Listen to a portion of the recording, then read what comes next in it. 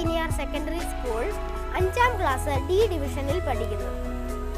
എൻ്റെ അച്ഛനാണ് എനിക്ക് ഇതുപോലെ പലതരം ബുക്കുകൾ മേടിച്ചു കൊണ്ടുവന്ന് ബുക്കിനടുത്തേക്ക് ഒരു അടുപ്പ് ഉണ്ടാക്കി തന്നത്. ഇന്ന് എനിക്ക് ഏറ്റവും ഇഷ്ടപ്പെട്ട ബുക്ക് വിക്രമാദിത്യ കഥകൾ എന്നുള്ളതാണ്. N. അജിനൻ നമ്പൂതിരിയാണ് അത് പുനരാഖ്യാനം ചെയ്തിരിക്കുന്നത്.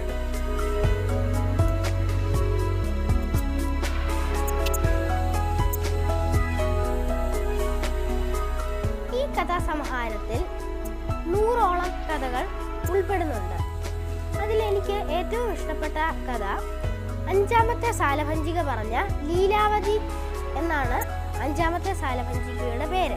അതിൽ എനിക്ക് ഏറ്റവും ഇഷ്ടപ്പെട്ട 2 വ്യക്തികൾ ഗുണദീപികയും പേശാമടന്ത എന്ന രാജകുമാരിയുമാണ്.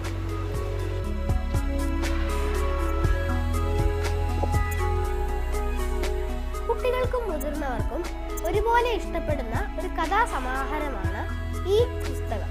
വളരെ നല്ല കഥകളാണ് ഇതിനകത്തുള്ളത്. മാത്രമല്ല പല പുരാണ കഥാപാത്രങ്ങളെയും ഈ പുസ്തകത്തിലൂടെ നമുക്ക് മനസ്സിലാക്കാൻ കഴിയുന്നു. വിക്രമാദിത്യന്റെ ഏറ്റവും മൂത്ത സഹോദരനാണ് വരരുചി, പറയിപ്പറ്റ പന്തിരികുലത്തിന്റെ അച്ഛൻ. രണ്ടാമത്തേത് വിക്രമാദിത്യന്റെ നേരെ താഴെയുള്ള അനിയനായ ഹട്ടി. 4ാമത്തെ ആളാണ് വൃദ്ധഹരി.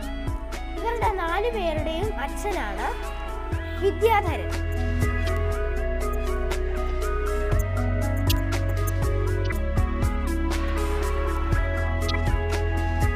നമുക്ക് നല്ലൊരു സാഹിത്യ സമ്പത്തുണ്ട്.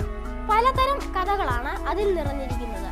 അതിൽ നിർബന്ധമായും അറിഞ്ഞിരിക്കേണ്ട ഒരു കഥയാണ് വിക്രമാദിത്യ കഥകൾ എന്നുള്ളത്.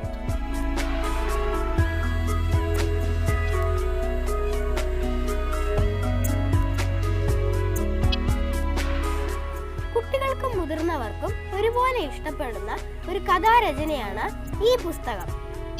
നല്ലൊരു വായനാനുഭവത്തിലേക്ക് നമ്മളെ ഈ പുസ്തകം നയിക്കുന്നു. നാം ഏവരും വായിച്ചിരിക്കേണ്ട ഒരു പുസ്തകം കൂടിയാണ് ഈ വിക്രമാദിത്യ കഥകൾ എന്നുള്ള പുസ്തകം.